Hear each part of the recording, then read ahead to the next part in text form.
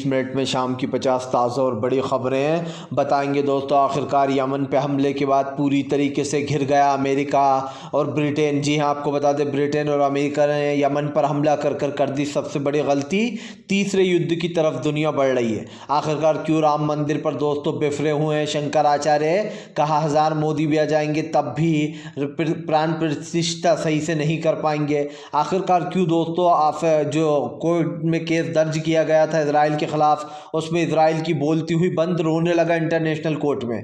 और क्यों राहुल गांधी की न्याय यात्रा से पहले ही दोस्तों बीजेपी में डर का माहौल, क्यों आखिरकार ममता बनर्जी भड़क गई। तमाम मुद्दों पर होगी बात, लेकिन उससे पहले अगर आपने अब तक हमारे चैनल को सब्सक्राइब नहीं किया है तो जल्दी से कर लीजिए। पास में एक घंटी आएगी, इस कॉल नोटिफिकेशन पे दबाएं ताकि हर वीडियो की अपडेट आप तक पहुंच पाए। दरअसल दोस्तों आपको बताते चले कल ब्रिटेन और अमेरिका ने मिलकर यमन पर जो सोचा भी नहीं था ऐसा हमला कर दिया, जिसके बाद आपको बताते चले पूरी दुनिया में हो रही अमेरिका की आलोचना। दरअसल आपको बताते चले कल दोस्तों अमेरिका ने यमन के ऊपर हमला कर दिया, यमन और ब्रिटेन और अमेरिका ने, जिसके बाद आपको बताते चले दुनिया भर में चेतावनी दे दी गई है अमेरिका को। जी हाँ, अब अमेरिका को चाइना ने चेतावनी दी है कि अगर अमेरिका को रोका नहीं गया तो फिलहाल अमेरिका के ऊपर कर देंगे हम हमला। आपको बताते चले अब दोस्तों दुनिया तीसरे वर्ल्ड वॉर की तरफ बढ़ रही है। जाहिर सी बात है अब किसी के भी लिए कदम पीछे हटाना दिखाई नहीं दे रहा है। पहले तो आपको बताते चले रूस यूक्रेन की लड़ाई, और उसके बाद इजराइल हमास की लड़ाई, और अब जो है साफ दिखाई दे रहा है कि कल ब्रिटेन और अमेरिका ने मिलकर यमन पर हमला कर दिया। आपको बताते चले दोस्तों राहुल गांधी ने प्रधानमंत्री पर साधा निशाना, बोले मोदी सरकार अहंकार में चूर है, वो अहंकार में खो चुकी है। दरअसल आपको बताते चले दोस्तों राहुल गांधी ने बीजेपी पर निशाना साधते हुए कहा कि मोदी सरकार अहंकार में चूर है, सत्ता के नशे में चूर होकर युवाओं के सपनों को रौंदा जा रहा है। राहुल गांधी ने कहा कि फिलहाल बीजेपी राम मंदिर के नाम पर राजनीति कर रही है। यही नहीं, राहुल गांधी ने युवाओं का जिक्र करते हुए कहा कि मेन मुद्दों से बीजेपी लोगों को भटका रही है। राहुल गांधी ने आपको बताते चले लंबी चौड़ी बात कही। उन्होंने कहा कि फिलहाल आज राष्ट्रीय युवा दिवस पर हम स्वामी विवेकानंद के विचारों को फिर याद करने की ज़रूरत है। युवाओं की ऊर्जा को ही एक समृद्ध देश का आधार कहा और पंडित एवं निधन की सेवा को ही सबसे बड़ी तपस्या माना। युवाओं को विचार करना ही होगा कि आखिर क्या हो, वो कैसा भारत चाहते हैं। हमारे सपनों का भारत की पहचान जीवन की गुणवत्ता सिर्फ भावुकता उत्तेजक नारे लगाने से युवा रोजगार प्राप्त, युवा मोहब्बत या नफरत। आज वास्तविक में वो किन मुद्दों पर वोट देना चाहते हैं। बेसिकली वो ये कहना चाह रहे हैं कि जो नारेबाजी करते हैं लोग जय श्री राम के, इस तरीके के उत्तेजक नारे चाहिए, या फिर रोज़गार चाहिए, प्यार मोहब्बत की दुकान चाहिए, या फिर नफ़रत वाला देश चाहिए जहाँ पर नफ़रत फैलाई जा रही है। इन तमाम मुद्दों पर राहुल गांधी ने मोदी सरकार को जमकर घेरा। उन्होंने कहा कि फ़िलहाल मोदी सरकार का अहंकार ही उसको ले डूबेगा।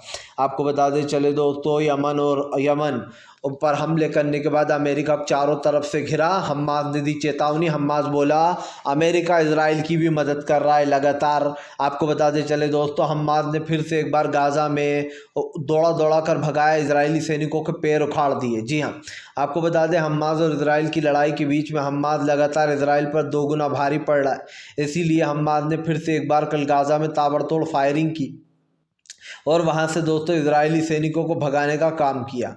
इजरायली सैनिक और गाज़ा के लोगों में जमकर लड़ाई भिड़ी हुई है, और ये साफ दिखाई दे रहा है दोस्तों कि फ़िलहाल एक दूसरे को लेकर ही बढ़ते हुए नज़र आ रहे हैं। लेकिन एक चीज़ हम आपको बताते चलें, तमाम मुद्दों पर भले ही इन पर बात हो रही है, लेकिन इस वक्त सरकार घिर चुकी है वहाँ की नेतन्याहू सरकार, क्योंकि सब देख रहे हैं कि हमास और इजराइल की जंग के बीच में कई मासूम लोग की गाज़ा में जान जा चुकी है। आपको बताते चले दोस्तों बीजेपी के खिलाफ जमकर भड़कते हुए नजर आए शंकराचार्य बोले 1000 मोदी भी आ जाएंगे तब भी प्राण प्रतिष्ठा को सही साबित नहीं कर सकते। दरअसल आपको बता दें शंकराचार्य का साफ कहना है कि फिलहाल वो राम मंदिर के अधूरे उद्घाटन में नहीं जाएंगे।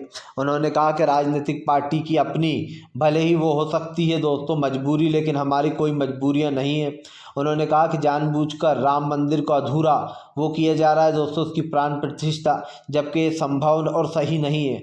जब मंदिर कंप्लीट हो जाए तब उसकी दोस्तों प्राण प्रतिष्ठा करना चाहिए थी। अधूरे मंदिर की प्राण प्रतिष्ठा करने का मतलब सिर्फ एक ही उन्होंने कहा, ताकि बीजेपी को लोकसभा में एक तरीके से दोस्तों फ़ायदा मिल सके। उन्होंने कहा कि चुनाव को मद्देनज़र रखते हुए ये सब कुछ किया जा रहा है, और उन्हें मोदी सरकार से ये उम्मीद नहीं थी।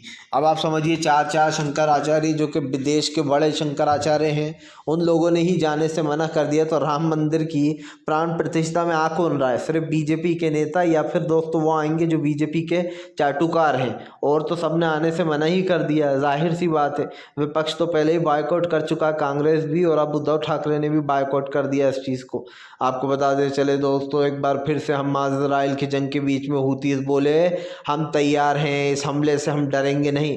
आपको बता दें अमेरिका और दोस्तों कल ब्रिटेन ने मिलकर जमकर हमला किया हूतीस के यमन पर, जिसके बाद यमन अब तैयारी कर रहा है दोस्तों अमेरिका और ब्रिटेन से बदला लेने की। आपको बताते चलें यमन लगातार शिपों को निशाना बना रहा था, जिसकी चेतावनी अमेरिका ने दी थी कि वो यमन के ऊपर हमला कर देगा अगर यमन नहीं रुका तो। लेकिन यमन उसके बाद भी दोस्तों उसकी चेतावनी के बाद भी नहीं माना, और यही कारण है दोस्तों जो अब यमन का गुस्सा साफ दिखाई दे रहा है। यमन ने साफ कर दिया है कि वो अब तो दोगुनी स्पीड से दोस्तों हमले करेगा और वो डरने वाला नहीं है।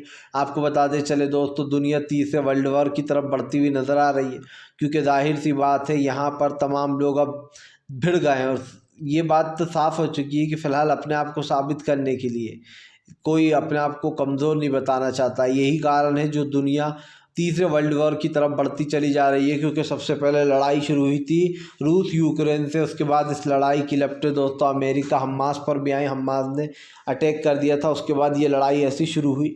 और अब सीधे सी बात है यमन भी इसमें कूद रहा है, ईरान पहले से ही कूदा हुआ है। तमाम देश अगर एक दूसरे पर हमले करने लगे दोस्तों तो आप समझिए फिर क्या होगा। आपको बताते चले दोस्तों फिलहाल अखिलेश यादव ने बीजेपी के खिलाफ खोला मोर्चा, बोले बीजेपी का बस नहीं चले वरना वो हमारे चारों शंकराचार्य को भी हिंदू विरोधी बता देंगे। दरअसल आपको बताते चले दोस्तों जिन 4 शंकराचार्यों ने जाने से साफ इनकार कर दिया है वहाँ पर राम मंदिर की प्राण प्रतिष्ठा में, उसको लेकर अखिलेश ने जमकर घेरा। अखिलेश ने कहा कि फिलहाल यही तो बीजेपी की चाल है, वो चाहती है दोस्तों, वो चाहती है कि फ़िलहाल ये सब कुछ हो, और जो राम मंदिर के चारों शंकराचार्य हैं उन्होंने विरोध किया है। उन्होंने अखिलेश ने साफ कहा कि ये मंदिर के शंकराचार्य हैं, वरना बीजेपी हो सकता है इनका भी कह दे कि ये भी हिंदू विरोधी हैं। जाहिर सी बात है दोस्तों जो मंदिर जाने से इनकार कर रहा है उसको हिंदू विरोधी किया जा रहा है। और यही नहीं, हमेशा यही कहती है बीजेपी विपक्ष के नेताओं को हिंदू विरोधी बताती है और ख़ुद को हिंदुत्ववादी बताती है। इसको लेकर हमेशा ही बवाल खड़ा होता रहता है। तो कम से कम अखिलेश ने वो चीज़ बताई है जो बीजेपी इस वक्त कर रही है। आपको बताते चले दोस्तों मोदी सरकार की खुल गई पोल। जी हाँ, दरअसल आपको बताते चले दोस्तों दुनिया में जो हो रहा है उसको लेकर जो यहाँ पर एक रिपोर्ट सामने निकल कर आई है। इस रिपोर्ट में दोस्तों मोदी सरकार पर सवाल उठाए गए हैं। आपको बताते चले ये रिपोर्ट है दोस्तों ह्यूमन राइट्स वॉच, यानी कि दोस्तों जो भारत में मुसलमानों और अल्पसंख्यकों के साथ हो रहा है उसको लेकर ह्यूमन राइट्स वॉच की रिपोर्ट आई है। रिपोर्ट में क्या लिखा है मैं आपको पढ़कर बता देता हूँ। मोदी सरकार की जमकर आलोचना की गई है। Human rights watch world report 2024, Modi सरकार को झटका, मानवाधिकार को लेकर कई गंभीर आरोप लगाए गए हैं। इस रिपोर्ट के आधार पर संगठन ने मणिपुर के टकराव से लेकर दिल्ली के जंतर मंतर तक महिला पहलवानों तक का जिक्र किया है। ह्यूमन राइट्स में कहा गया है कि महिलाओं का भारत में मानवाधिकार दमन और पीएम की कई घटनाएं हुई हैं। उन्होंने कहा संगठन में अपने बयान भारत में बीजेपी के नेतृत्व वाली सरकार को हिंदू नेतृत्व सरकार